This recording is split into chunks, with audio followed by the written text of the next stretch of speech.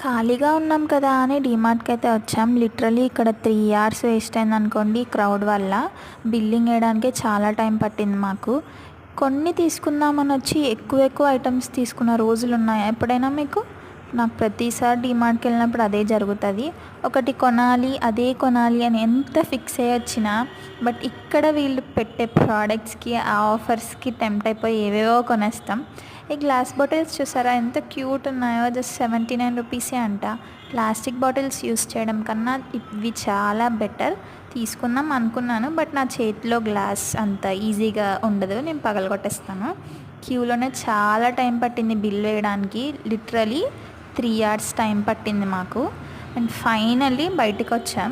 But DMart అంటే popcorn and ice cream compulsory కదా, కానీ కౌంటర్ క్లోజ్ ఉంది. ఏం కొన్నామా అనుకుంటున్నారా? కొన్ని అనుకొని ఇన్ని కొనేసామన్నమాట. మీకు ఎప్పుడైనా ఇలా జరిగిందా? కమెంట్ చేయండి.